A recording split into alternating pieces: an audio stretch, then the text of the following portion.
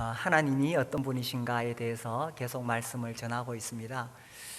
어떻습니까? 하나님이 어떤 분이신지 관심 있습니까? 우리가 믿는 하나님이 어떤 분이신지 알아야 우리가 하나님을 잘 믿을 수가 있겠죠. 그동안 우리가 성경을 통해 살펴보니까 하나님은 완전하신 분이시다. 크신 하나님이시다. 하나님은 모든 것을 아시는 하나님이시다. 선하신 하나님이시다. 영원하신 하나님이시다. 또 자비로운 하나님이시다. 무소부재하신 하나님이시다. 오늘은 하나님은 성실하신 분이시다 는 사실을 생각해 보려고 합니다. 성실 혹은 신실로 번역이 되기도 합니다. 하나님은 그 마음을 한번 정하시면 변함이 없으셔서 우리가 믿을 수가 있다는 사실입니다. 우리 인간은 하나님 앞에 실수하고 또 허물이 있고 고집을 부리고 불순종하고 하나님을 배신하기도 하지요. 그러나 하나님은 우리 인간이 그렇게 변덕스러움에도 불구하고 한번 마음을 정하시면 변함이 없으시기 때문에 우리가 하나님을 믿을 수가 있다는 사실입니다. 우리가 하나님을 신뢰할 수 있는 이유가 뭐냐? 하나님은 이처럼 성실하신 분이시기 때문입니다. 그리스 로마 신화를 읽어보거나 혹은 샤머니즘적인 그런 신들에 대한 이야기를 읽어보면 이들은 매우 변덕스럽습니다. 그래서 잘못하면 화를 입습니다. 이 무당들, 이제 귀신에 사로잡혀서 무당이 되잖아요. 그분들의 이 이야기를 들어보면 자기가 그 섬기는 신이 언제 자기한테 해코지 할지 모르기 때문에 늘 불안하다고 합니다. 그래서 이 세상 사람들이 섬기는 이 잡신들은 그런 거예요. 오래전에 그 이슬람에 있다가 이제 예수님을 믿고 돌아온 분의 간증을 읽었는데 그분이 이런 이야기를 하더라고요. 알라 신도 변덕스럽대요. 그래서 그 마음이 어떻게 바뀔지 모른다는 겁니다. 그리고 이슬람에는 취소교리라는 게 있어요. 그래서 알라가 이렇게 말했다가 나중에는 다르게 말하는 거예요. 그것을 자기들은 별로 이상하게 생각지 않아요. 그냥 취소교리 이렇게 한다는 거죠. 우리 하나님이 만약에 그런 분이라면 우리가 어떻게 하나님 말씀을 믿을 수가 있겠어요? 우리가 하나님 말씀을 믿을 수 있는 이유는 첫 번째는 하나님의 능력이죠. 하나님께서는 말씀하시면 능히 이루실 수 있는 능력이 있기 때문에 우리가 하나님 말씀을 믿을 수 있습니다. 그런데 하나님이 능력만 있다고 해서 우리가 믿을 수 있는 건 아니죠. 그 하나님께서 성실하시기 때문에 한번 말씀하시면 그대로 이루시는 하나님이시기 때문에 우리가 하나님 말씀을 믿을 수가 있습니다. 그래서 우리 시편 91편 뒤에 볼까요? 예를 들어 91편 15절, 그가 내게 간구하리니 내가 그에게 응답하리라. 그들이 환난 당할 때에 내가 그와 함께하여 그를 건지고 영화롭게 하리라.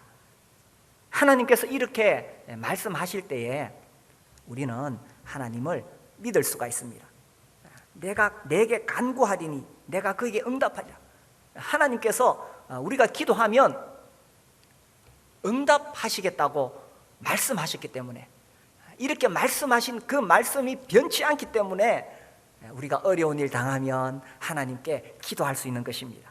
그들이 환난 당할 때에 내가 그와 함께하여 그를 건지고 영화롭게 하리라. 하나님께서 이렇게 말씀하신 것이 성실하게 이루어질 것을 우리가 믿기 때문에 하나님을 믿을 수가 있다는 사실입니다. 인간은 참 변덕스럽죠. 아침에 마음이 다르고 저녁에 마음이 다르고, 어떤 사람이 내 직장을 구하다가 겨우 이제 어떤 직장에 가서 이제 면접을 보게 되었습니다. 거기 가서 자기를 뽑아주시면 내 이 젊음을 회사를 위해 바치겠습니다. 하도 각오가 단단하니까 그 회사에서 이제 받아줬어요. 그런데 몇 달 일하다가는 그만둘라 그러네요. 뭐 복지 환경이 안 좋다 그러고 상사가 까다롭다 그러고 뭐 이런 말 저런 말 하면서 직장을 그만둘라 그러는 거예요. 아니, 처음에 들어올 때는 그렇게 회사를 위해 목숨을 바치겠다더니만 이것이 인간의 변덕스러움입니다. 이게 인간의 한계죠. 사람도 사실은 나름대로 자기가 한 말을 지키려고 애를 씁니다. 그러나 우리 사람은 능력에 한계가 있죠. 그리고 우리 인격에 한계가 있어요. 그러니까 이렇게 말했다가도 이 변덕스러운 게 인간입니다. 결혼하려고 하는 처녀 총각들이 왔어. 왜 결혼하려고 하느냐? 자기 성격이 너무 좋대요. 그 사람 성격이 너무 좋아서 자기하고 딱 맞아서 이제 결혼을 하겠대요. 몇 년 살다가 또 이혼하겠다고 왔어요. 그래, 왜 헤어지려고 하느냐 물어보니까 성격이 안 맞대요. 이게 우리 인간의 한계라는 것입니다. 신앙도 그런 경우가 많죠. 정말 주님을 위해서 주님 주신 사명을 위해서 살겠다고 말하지만 변덕스러운 것이 인간입니다. 침례를 줄 때도 이렇게 이제 상담을 하지요. 정말 예수님을 믿었습니까? 이제 예수님을 나의 주인으로 모시고 순종하며 살겠습니까? 그래서 예 하면 우리가 이제 침례를 줍니다. 침례식 할 때 제가 늘 그렇게 묻잖아요. 앞에서 딱 묻습니다. 예 합니다. 물론 그때 마음은 뭐 그렇게 살고 싶은 마음이겠죠. 그런데 안타깝게도 그렇게 침례를 받고도 신앙생활을 제대로 안 하는 분들이 있더라는 것입니다.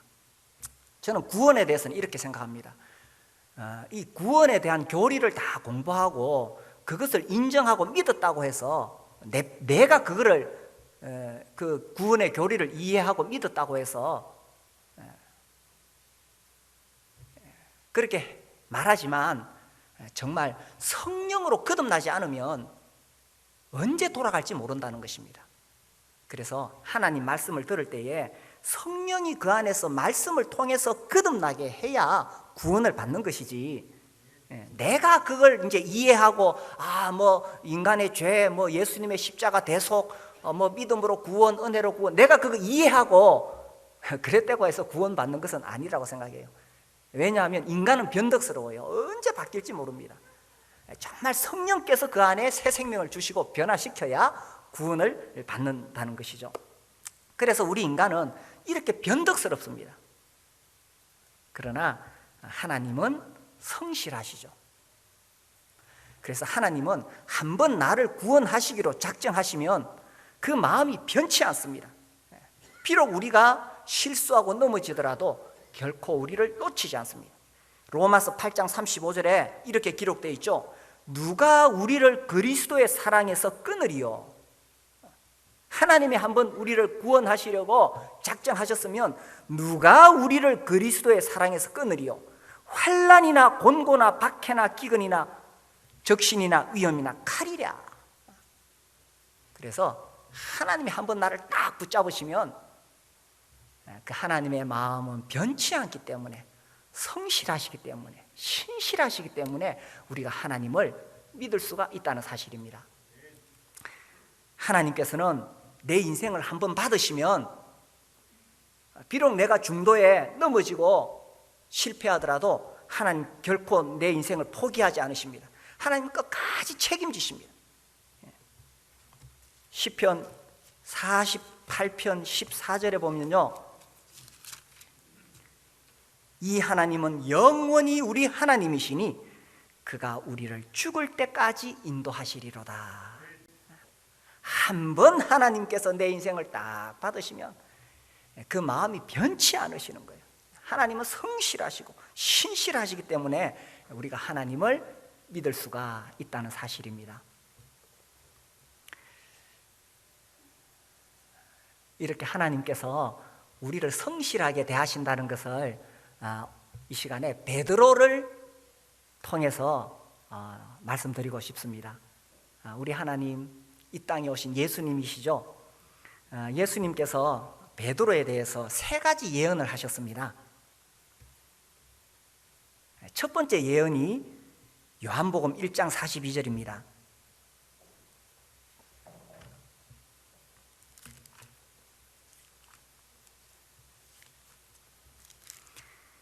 요한복음 1장 42절, 데리고 예수께로 오니 예수께서 보시고 이르시되 네가 요한의 아들 시몬이니 장차 게바라 하리라 하시니라. 게바는 번역하면 베드로라.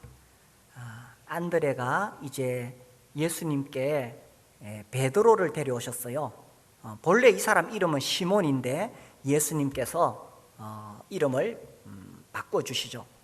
자, 여기 보니까 예수님께서 이 베드로가 왔을 때 척 보시고 그의 과거, 현재, 미래를 다 아셨어요. 네가 요한의 아들, 이 말은 베드로의 과거 다 아신다는 거죠. 시몬이니, 이 말은 그의 현재를 다 아신다는 거죠. 그 다음에 장차 게바라 하리라, 이것은 그의 미래를 다 아신다는 것이죠. 예수님 딱 보시니까 척 보시고 베드로의 과거, 현재, 미래를 다 아셨어요. 여기서 특히 예수님께서 게바라, 이 게바는 번역하면 베드로인데 돌덩어리라는 뜻입니다. 돌.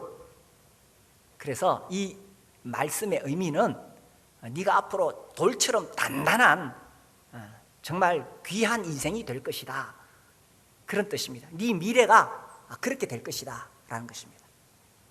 또 한편 이 말씀 안에는 내가 너를 게바로 만들어 주겠다, 내가 너를 단단한 돌처럼 네 인생을 그렇게 만들어 주겠다는 뜻입니다. 실제로 예수님께서 이렇게 말씀하신 대로 베드로는 나중에 정말 이 초대교회에 아주 중요한 역할을 하게 되죠. 초석이 되고 정말 기둥과 같은 역할을 합니다. 그래서 베드로가 설교했을 때 수많은 사람들이 예수님을 믿고 돌아오는 그런 놀라운 역사가 일어나게 되죠. 그래서 이 첫 번째 예언, 게바라 하리라, 이것이 첫 번째 예언이고 실제로 베드로는 그런 인생을 살게 되었습니다. 자, 두 번째 예언이 있습니다. 요한복음 13장 38절. 13장 38절, 주님이 두 번째 예언하셨습니다. 예수께서 대답하시되 네가 나를 위하여 네 목숨을 버리겠느냐? 내가 진실로 진실로 네게 이르노니 닭 울기 전에 네가 3번 나를 부인하리라. 주님이 이제 십자가에 못 박히시기 전에 제자들에게 너희들 다 도망갈 것이다, 이렇게 말씀하셨죠. 그때 베드로가 말하기를 주님, 다른 사람 다 주님을 버리고 도망가더라도 나는 주를 위하여 내 목숨을 버리겠나이다. 이런 말 잘하죠. 내가 목숨을 버리겠나이다. 사람들이 이렇게 말 잘합니다. 베드로도 그렇게 말했습니다. 그런데 주님 38절에서 말씀하시기를 네가 나를 위하여 목숨을 버리겠느냐? 네가 닭 울기 전에 3번 나를 부인할 것이다 하고 두 번째 예언을 하셨습니다. 자, 여기서 이제 이런 질문을 해봅시다. 주님은 베드로가 이렇게 3번 부인할 것을 요한복음 13장에서 알았을까요? 아니면 요한복음 1장에서 알았을까요? 베드로 이제 게바라 하리라 하고 베드로의 인생을 이제 게바로 만들기로 그렇게 예수님 마음먹었는데 한 3년 정도 같이 살다 보니까 이 영 베드로가 믿을만하지 않아. 너무 사람이 성급하고 조급하고 다혈질이고, 살다 보니까 이 베드로가 틀림없이 이 결정적인 순간에는 자기를 배신할 것 같아. 그래 이제 겪어보니까 아이고 베드로 한번 나를 배신하겠구나. 그래서 13장에서 네가 3번 부인하리라 이렇게 예언한 것일까요? 아니면 1장에서 안드레가 베드로를 딱 데려왔을 때 그때 이미 베드로가 3번 부인할 것을 아셨을까요? 이 사람은 변덕스럽다는 거 주님 잘 아세요. 그리고 그 안드레가 데려왔을 때 과거, 현재, 미래를 꿰뚫어 보시는 주님은 그때 벌써 다 아셨다는 겁니다. 그런데 1장에서는 말씀하지 않으셨죠. 다만 1장에서는 개발하리라 이렇게 말씀하셨어요. 이게 무슨 말씀이냐면, 네가 이제 13장 가면 그때 말씀하시겠지만 네가 나를 배신할 거야. 1장에서 먼저 아셨지만, 그러나 주님은 그때부터 벌써 이 베드로 게바가 되게 하겠다고 이미 그때 작정을 하셨는 거예요. 그러니 비록 베드로가 3번 부인하실 것을 아셨지만, 그래 베드로 네가 부인할 거야. 그래서 내가 배신감 느낄 거야. 그렇지만 베드로, 그건 내가 다 감내하겠어. 그래서 네가 비록 나를 부인할지라도 나는 너를 결국은 게바로 만들고야 말 거야. 이게 1장 42절의 그 의미라는 것입니다. 주님은 베드로가 이렇게 3번 부인하더라도 중도에 포기하지 않을 것이라고 1장에서 벌써 말씀하신 거예요. 그래서 왜 주님이 그렇게 하시느냐? 하나님은 성실하신 분이시기 때문에 한번 마음을 정하시면 변함이 없어서, 이 베드로를 게바로 만들기로 한번 마음을 정하셨으면 변함이 없으셔서 주님께서 성실하게, 네가 비록 배신할지라도 나는 그거 다 감내하고 품어주고 기다려줄 거야. 이게 1장 42절의 의미라는 것입니다. 자, 3번째 예언이 나옵니다. 요한복음 21장. 이제 부활하신 다음에 21장 18절입니다. 내가 진실로 진실로 네게 이르노니 네가 젊어서는 스스로 띠뛰고 원하는 곳으로 다녔거니와 늙어서는 네 팔을 벌리리니 남이 네게 띠띠우고 원하지 아니하는 곳으로 데려가리라. 그래서 젊을 때는 네가 마음대로 다녔지만 이제 노년에는 네 마음대로 안 될 것이다. 19절 해석이 나옵니다. 이 말씀을 하심은 베드로가 어떠한 죽음으로 하나님께 영광을 돌릴 것을 가르치심이로라. 베드로가 어떠한 죽음, 어떻게 죽었느냐? 내려오는 이야기에 의하면 베드로도 십자가에 못 박혀 죽게 되었는데, 우리 주님이 십자가 이렇게 못 박혀 죽으셨는데 나는 그렇게 감히 주님처럼 죽을 수가 없으니 나를 거꾸로 십자가에 못 박아 주시오 해서 베드로는 거꾸로 십자가에 못 박혔다, 뭐 이런 이야기가 내려오고 있습니다. 그 진위를 떠나서 중요한 것은 베드로는 아무튼 주님을 위해서 그의 목숨을 그냥 죽은 것도 아니고 정말 고통스럽게 그렇게 죽었다는 것입니다. 근데 제가 19절 보면서 저는 오랫동안 이 말씀을 이해를 못했습니다. 베드로가 어떠한 죽음으로 하나님께 영광 돌릴 것을. 자, 우리는 이렇게 생각합니다. 나는 어떻게 죽을 것인가? 그런 생각 해보셨나요? 저도 이제 중년이 되고 뭐 또 노년에는 어떻게 될까 이런 생각도 해보고요. 또 나는 죽을 때는 어떻게 죽을까? 제가 이 나이가 되니까 한 번씩 그런 생각을 해봅니다. 저는 뭐 이렇게 생각해요. 그래서 내가 이제 침상에 누워 있을 때에 편안하게 침상에 누워 있고 이제 가족들이 이제 둘러싸고 있고, 그리고 또 가까운 성도들이 와서 찬송을 부르고 그렇게 평안하게 눈을 감을 수 있다면 참 복된 죽음이겠다, 이렇게 생각을 하는데, 여기 19절 말씀은 베드로가 어떠한 죽음으로 하나님께 영광을 돌릴 것을 이렇게 되어 있습니다. 베드로는 거꾸로 십자가에 못 박혀 죽었다면 정말 비참한 죽음을 당한 거죠. 인간적으로 볼 때 정말 비극적인 죽음인데, 그것이 여기 보니까 하나님께 영광을 돌리는 죽음이었다는 것입니다. 제가 이 교회사를 공부하면서 드디어 이 말씀이 이해가 되기 시작했어요. 초대교회사에는 많은 사람들이 이제 로마 제국의 박해로 죽어가는데 그들은 예수님을 위해서 순교당하는 것을 큰 영광으로 여겼습니다. 그래서 아무나 순교하는 것이 아니고 정말 하나님께 뽑힌 사람들이 순교하는 것이라고 그걸 굉장히 영광스럽게 생각했어요. 그래서 이제 초대 교부들의 글에 보면 순교애의 권면, 순교애의 권면 이런 막 책들이 나옵니다. 그것이 얼마나 영광스러운가를 사람들에게 권하는 이야기죠. 초대교회 같으면 2000년 전이니까 너무 오래된 이야기라 그래도 실감이 잘 안 났습니다. 그런데 이 안희숙 여사의 글을 읽으면 이게 정말 피부로 느껴진다는 느낌이 있어요. 이번 여름 특별 기도회 때에 죽으면 죽으리라 이 책을 교재로 사용하기로 했지요. 우리 성도님들 꼭 사서 읽으시기 바랍니다. 저는 그 책을 읽으면서 나는 참 예수 믿는 거 맞는가? 나 정말 하나님께 구원받은 사람인가? 이런 도전이 막 들어요. 이 안희숙 여사와 박관준 장로님이 일제강점기 때 신사참배를 반대하고 또 그 일본 제국에 가서 이렇게 하면 하나님이 하늘에서 유황불을 내려서 일본을 망하게 할 것이다 이렇게 경고하려 가지고죠. 실제로 일본에 핵폭탄 터지잖아요.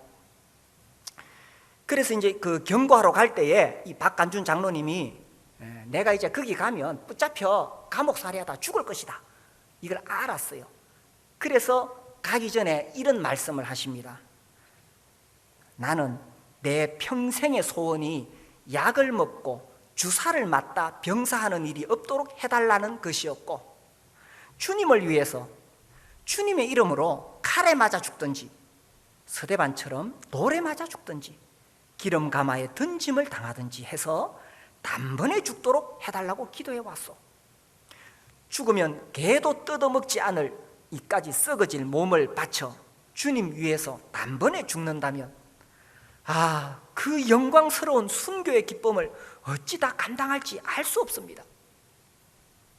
죽으면서 할렐루야 내 주여 내 영혼을 받으소서 하면서 숨이 끊어져야만 사람으로 태어났던 보람이 있을 것이지 매나 맞는 것 정도로는 아무것도 아니요. 그래서 그 일제강점기에도 예수 나를 위해 죽으셨으니 이제 내가 예수를 위해 죽는구나 하면서 순교당하는 것을 큰 영광으로 여겼다는 것입니다. 그래서 여기 이 말씀이 이제사 이해가 됩니다. 19절에 이 말씀을 하시면 베드로가 어떠한 죽음으로 하나님께 영광을 돌릴 것을 가리킵니다. 그래서 우리가 인간적으로 볼 때는 베드로는 참 고생하다가 예수님 때문에 참 고생하다가 비참하게 죽었구나. 하나님이 무능력하셨는가? 하나님이 사랑이 없으셔서 그 자기 사랑하는 제자를 그렇게 죽게 하셨는가? 이렇게 보지만 그러나 이것이야말로 가장 귀한 인생이었다는 것입니다. 마지막 죽을 때까지. 근데 이 베드로가 이렇게 영광스러운 삶과 영광스러운 죽음을 주님께 드리는 것이 그 베드로가 해낸 것이 아니었다는 것입니다. 그는 변덕스러워서 뭐 좀 좋을 때는 내가 예수를 위해 목숨을 바치겠나이다 했지만 결정적인 순간에는 예수님을 3번이나 부인했잖아요. 그럼에도 불구하고 베드로가 그렇게 영광스러운 삶과 죽음을 주님께 드릴 수 있었던 것은 우리 주님이 그를 포기하지 아니하시고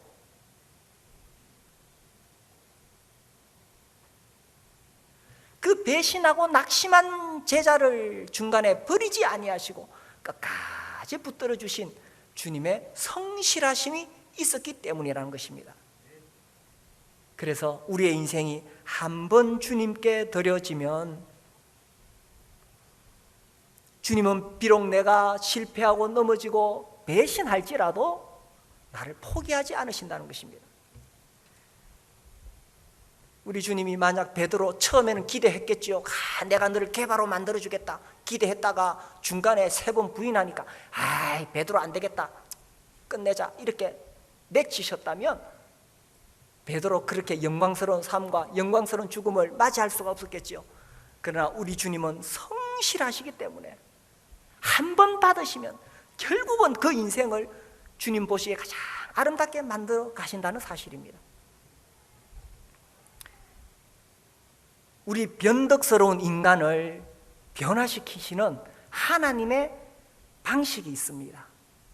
이 시몬을 개바로 만드시는 하나님의 방식이 뭐냐? 이 베드로 정말 성급하고, 우리가 성경 읽어보면 막 진짜 다혈질이고, 그죠? 막 성경에 잘 나오잖아요. 막 무리로 걸어가려고 하고, 또 다른 사람 다 버려도 나는 안 버리겠습니다, 잘난 체 하고, 그러다가 또 연약해서 배신하고, 그게 너무 가슴이 아파서 낙심이 되어서 이제 물고기 잡으러 돌아가고. 그러나 우리 주님은 이 모든 과정을 다 감싸주셨어요.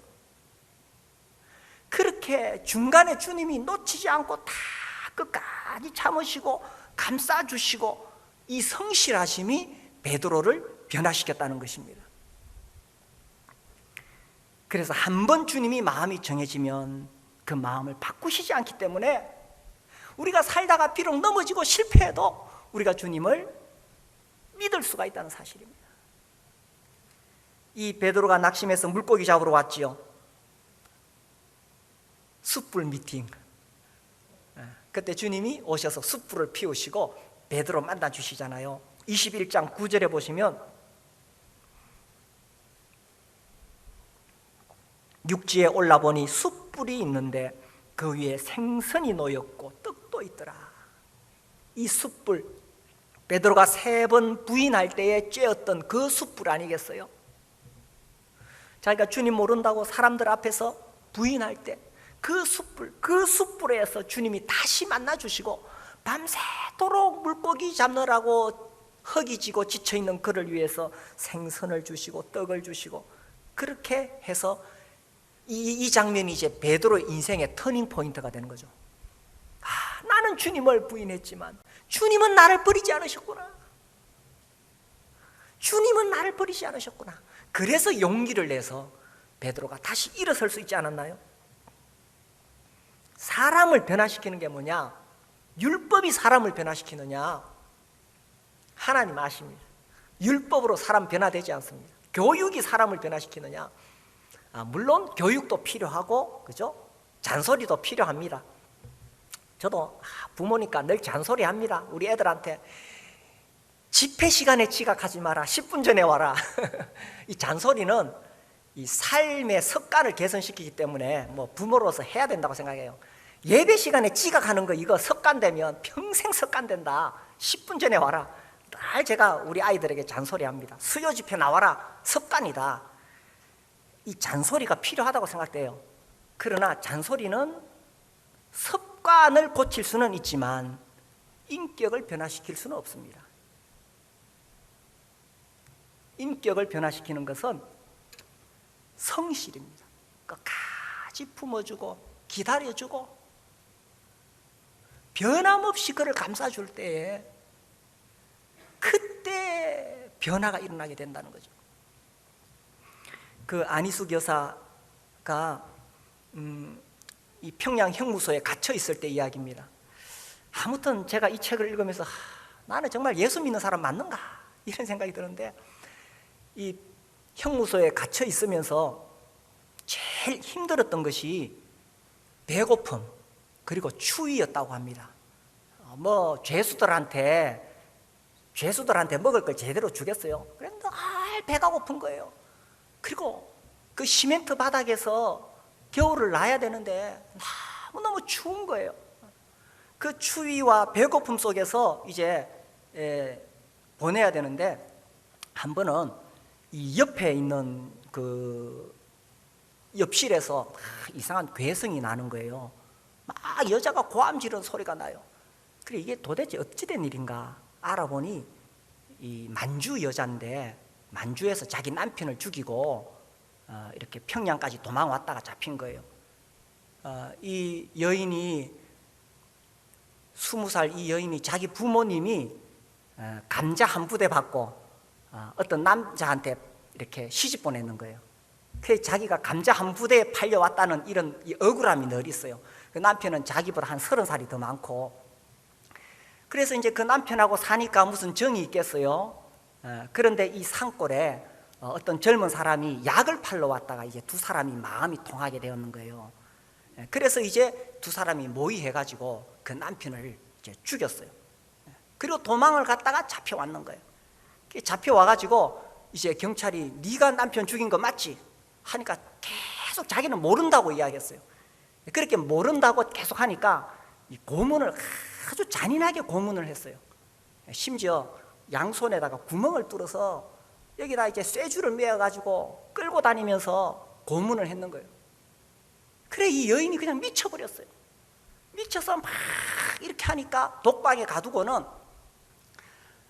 자해할지도 모르니까 손을 뒤로 묶어가지고 이 쇠고랑을 차놨는 거예요. 그러니 혼자 독방에서 낮이나 밤이나 괴성을 지르면서 고통스럽게 하고 있는 거예요. 이 이야기를 이제 안희숙 여사가 듣고는 이 추운 겨울에 이 쇠고랑을 차고 있으면 얼마나 더 추울까. 그도 나와 같은 한 사람인데 이 짐승만도 못한 그런 취급을 받고 있구나 하면서 가슴 아파합니다. 그러면서 나는 예수 믿는 사람인가? 내가 찬송 부르고 성경 외워서 성경 외우고 기도하고 이렇게 하면 내가 예수 믿는 사람인가? 내 옆에 저렇게 고통받는 여인이 있는데 만약에 예수님이 이 땅에 오셨다면, 이 평양 형무소에 오셨다면 누구에게 가장 먼저 찾아가실까? 저 여인에게 찾아가지 않을까? 이런 이렇게 마음에 자꾸 그런 마음이 들었어요. 그래서 형무소 소장에게 특별히 부탁해가지고 그 독방에 갇혀 있는 그 여인을 자기 방으로 이렇게 오도록 합니다. 근데 그 여인은 계속 잠도 안 자고 고함만 질러가지고 눈도 완전히 벌겋고 미친 상태인데 들어와서는 막 사람을 물 것 같이 이렇게 보이는 거예요. 그래서 안희숙 여사가 뒤로 가서 꽉 껴안습니다. 다른 사람 물릴까 봐서. 그래서 거기서 막 발부둥 치고 나오려고 그러고 놓치면 물리니까 안 놓으려고 부대껴 안고 몇 시간을 그렇게 사투를 벌입니다. 그러다가 이 만주 여인이 제대로 잠도 안 자고 지쳐있는 상태라서 이렇게 두 사람 다 완전히 지쳐서 그냥 쓰러집니다. 완전히 쓰러졌는데 그 여인이 거기서부터 막 자기 시작하는 거예요. 너무 피곤하니까. 그 추운 겨울날 자다가 잠 깰까 싶어서 이 안희숙 여사가 그 여인의 그 더러운 발을 자기 가슴에 탁 댑니다. 그 만주 여자는 미쳐가지고 몇 달 동안 먹으면은 그냥 똥과 오줌을 자기 옷에다 다 싸버렸는 거예요. 그래서 이 만주 여인이 그 감옥소에 그 감방에 들어오는 순간 막 그 냄새 때문에 눈이 쓰릴 정도로 고통스러웠어요. 그 여인의 발을 자기 가슴에 품고 잡니다. 그 이 여인이 3일 동안 계속 잠만 자요. 자고 나니까 이제 눈도 정상으로 돌아오고 좀 정신도 맑아졌지만 계속 저주를 퍼붓습니다. 저주. 그래 이 안희숙 여사가 그 말을 다 들어주면서 그래 네 말이 옳다. 또 막 저주를 퍼부으면 그래 네 말이 옳다. 계속 그렇게 받아주고 먹을 거 들어오면 그 감방에서 가장 고통스러운 것이 배고픔인데 자기 먹을 거를 계속 그 여인에게 3일 동안 줍니다. 그러면서 이 안희숙 여사가 내가 싸움을 시작했으니 내가 끝까지 가서 예수 이름으로 이겨야 되지 않겠느냐 하면서 내가 끝까지 이 여인을 품어주리라. 그래서 하루하루 지나가면서 이 여인이 이제 정신이 돌아오게 되고 알고 보니까 이 여인도 어렸을 때 선교사를 만난 적이 있고 예수님 이야기를 들은 적이 있는 거예요. 그래서 예수님에 대해서 예수님이 우리 죄를 위해 죽으셨다는 사실과 하나님의 사랑을 전하게 되었어요. 그래 이 여인이 완전히 마음이 변화되어서 사형당하는 그날에 큰 절을 하고 감방을 나갑니다. 사람을 변화시키는 게 뭘까? 율법 아니죠? 교육도 아닙니다. 잔소리도 아닙니다. 변함없이 끝까지 품어주고 기다려주고 안아주니까 변하더라는 이야기입니다. 우리도 사람을 변화시키고 싶죠. 우리 자식들 변화시키고 싶어요. 그죠? 우리 목장 식구들, 우리 목장 목녀님들, 그렇죠? 우리 목장 식구들 참 변화시키고 싶습니다. 우리가 전도할 때 그 사람, 내가 복음 전하고 싶은 그 사람 좀 진짜 변화시키고 싶습니다. 어떻게 그 사람을 변화시킬 수가 있을까요? 우리 인간은요, 참 얼마나 자아가 강한 자들입니까? 우리 하나님은 우리 인간 어떻게 변화시키시는지를 아시고 우리를 품으시고 안으시고 변함없이 우리를 사랑하셨기 때문에 하나님의 그 성실하심이 지금까지 우리에게 있기 때문에 그래도 우리가 예수 믿고 조금씩은 변해가고 있지 않습니까? 조개가 그 까칠한 그 돌조각을 품고 계속 고통 가운데 고통해서 결국은 진주가 되는 거잖아요. 그 고통을 다 조개가 감내해야만 진주가 되듯이 주님도 우리를 품으시고, 우리 얼마나 까칠합니까? 이런 우리를 품으시고 계속 끝없이 우리를 진주 한번 만들어 보시려고. 이게 주님의 성실하심입니다. 우리는 변덕스러워서 아침에 변하고 저녁에 변하고, 그렇지만 하나님의 성실하심이 변치 않기 때문에 그게 우리가 조금씩 변해가는 거 아니겠어요? 베드로가 비록 3번 부인했을지라도 주님은 중도에 포기하지 않으셨습니다.